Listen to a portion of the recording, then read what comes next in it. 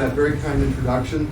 And frankly, him and all of the team working with Representative Khanna for bringing all of us here together today. I see so many friends in the audience. It's a reminder of the past 20 years of working on this relationship. Yogi, good to see you. Jay, good to see you. Lalit, good to see you. Aziz, way in the back, good to see you. It's like reunion day. So I am very, very happy to be among friends. And I bring you the warm greetings of my dear friend, Nisha Biswal, who you know the president has nominated for a big job as the Deputy Agency Director of the Development Finance Corporation of the United States. She's sorry that,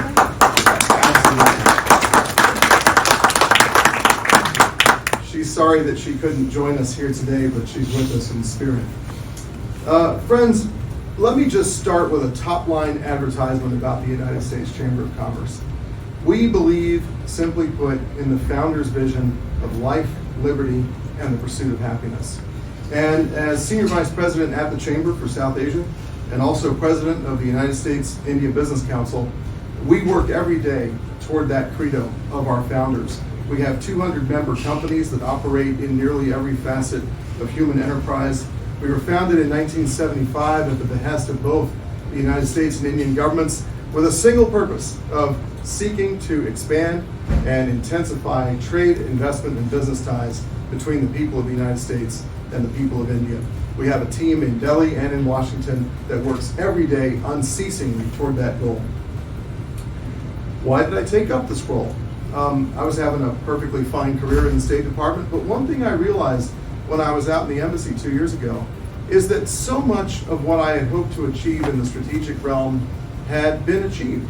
That in fact, if you look at the Quad, you look at our Indo-Pacific strategic convergence, our maritime, very clear maritime understandings about what we believe are our values of freedom of trade and commerce and navigation and a rules-based international order. If you look at our law enforcement, intelligence, military, diplomatic coordination, much of the strategic work of U.S.-India relations had largely been done. I had received the briefings of the entire embassy, and I thought, wow, we have exceeded my dreams of when I first started working at the embassy in India back in 2005.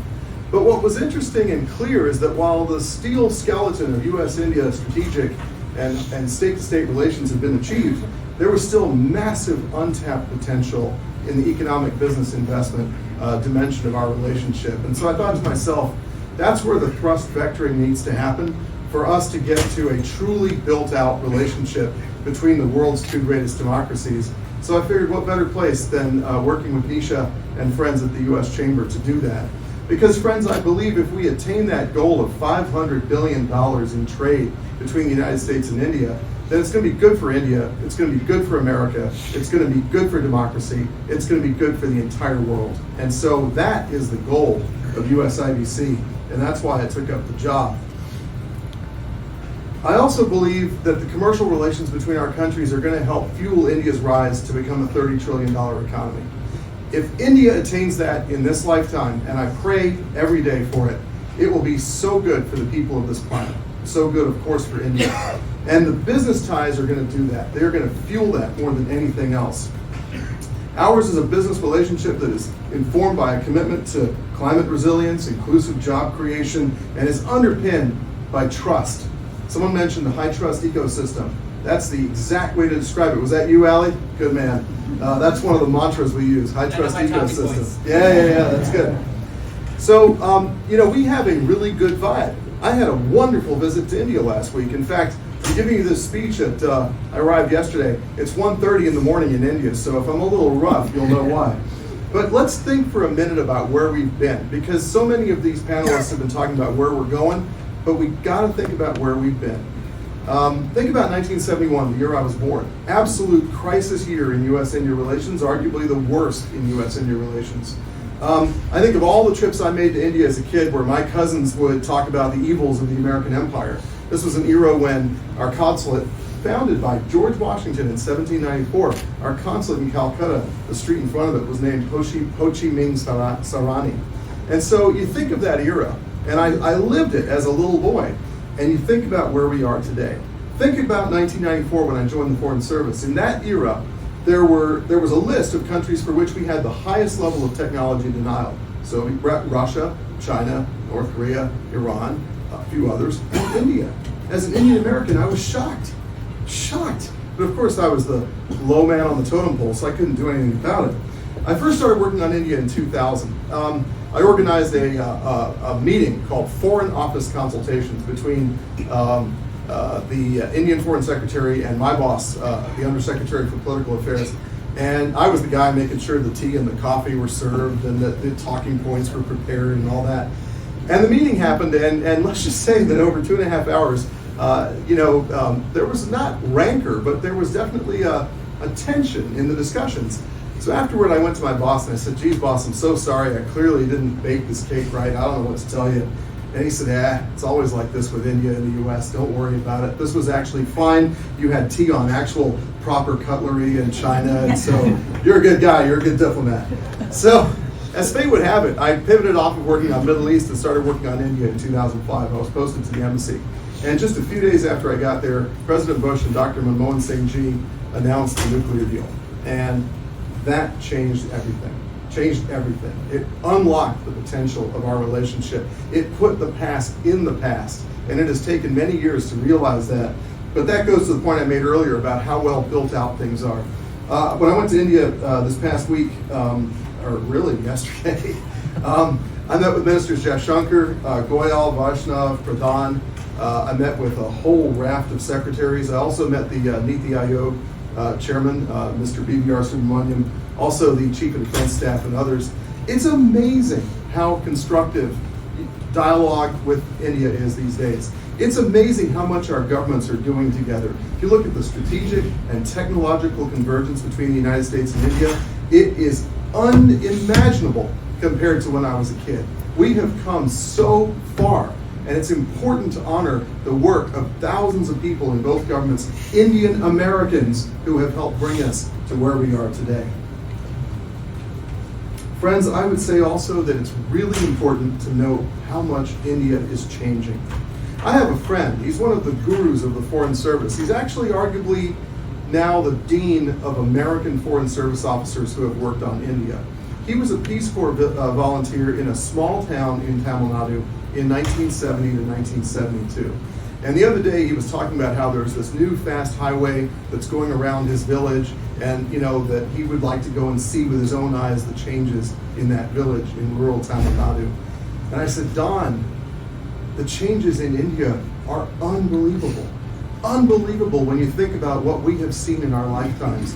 Digital payments bridge, 5G, 6G stack, the roads, the ports, the airports, the harbors, the fact that people's lives have improved so much. Electricity. Hi, Seema. How are you?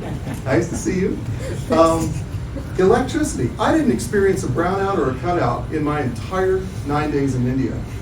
When I was a kid in Panipat, coming in from Africa with my parents for my dad to see his mother, we didn't have power from 8 a.m. to 6 p.m. every day so that the electricity could go to the factories. Not one power cut. I mean, the changes I've seen in India in my life are just unbelievable and impressive. And so what we need to do now is push the accelerator pedal. US and India have to achieve escape velocity. That was a shloka given to me by a friend who's an official in the White House. He said, "Atul, it's time to talk about escape velocity." Now, what does that mean? In Washington, and here we are in the very cradle of our democracy, in Washington there's a shortage of consensus. And yet there is strong bipartisan consensus about the US-India relationship. And there is strong bipartisan consensus that it is vital to our strategic and economic needs. Friends, I'm a lifelong practitioner of advancing the national security of my country. I'm telling you, there's nothing more important for Washington than to work on this relationship with India. And that White House official backed me up. Escape velocity. So how do we do that? We need to rebuild American prowess in building and manufacturing things. We need to sharpen our leading edge on the advanced technologies that will shape our future. We have to worry about strategic competition and being better and more efficient at delivering public goods to our peoples in the great democracies. The Chamber and our Council have worked very closely with President Biden's administration on these things. I was privileged to help launch the initiative on critical and emerging technologies at the U.S. Chamber with Secretary Raimondo and with the two national security advisors. We appreciate the CHIPS and Science Act. We appreciate the bipartisan infrastructure bill. We appreciate the Indo-Pacific Economic Framework. These are innovations by government to drive things forward, and we will do everything we can to support them. However, as the voice of industry, we've also told the administration where we think they need to be even more ambitious. We believe that high standards trade with trusted partners like India is critical to the success, well-being, and happiness of the American people. How are we going to hit the $500 billion target if we don't address that? We believe that business-to-business ties with India are directly creating good jobs for the American middle class. All around this country, go see what Indian companies are doing in our country to upskill Americans, to prepare them for the future of work, to make sure that even in rural areas, people have the high-quality jobs that they need. USIBC members are the engines of growth in both countries. I could go on and on about this, but I know that time is limited. One example, the $50 billion deal between Air India and Boeing is going to create 1 million jobs across 44 states in the United States of America. One deal by one company. Think about how much our 200 companies are doing to build that entire relationship and to put rocket fuel into building out the prosperity and happiness of the American and Indian people. President Biden himself has highlighted how many jobs that deal created, and many of them are going to be key to the prosperity of many underserved places in the United States. The other day, Ambassador Sandhu and I helped inaugurate a facility in Manassas run by a company called Granules. You wouldn't believe it, Granules makes billions of pills every year that we all consume for our health and well-being. They make acetaminophen for a major company in the United States. This is an Indian investment into a high-quality manufacturing facility in Manassas, Virginia. In March, Indian tech company Wipro opened a new headquarters in East Brunswick, New Jersey, creating even more jobs in IT services. This year, U.S.-India trade crossed $190 billion. That's not $500 billion, but it's robust growth after the pandemic. And let me say to you that the pandemic may have been a cruel master, but it taught us that democracies, however we are complicated and problematic in our processes, at the end of the day, democracies take care of their people, and democracies can trust each other. And the pandemic reinforced the bonds of trust and affection between the American and Indian people.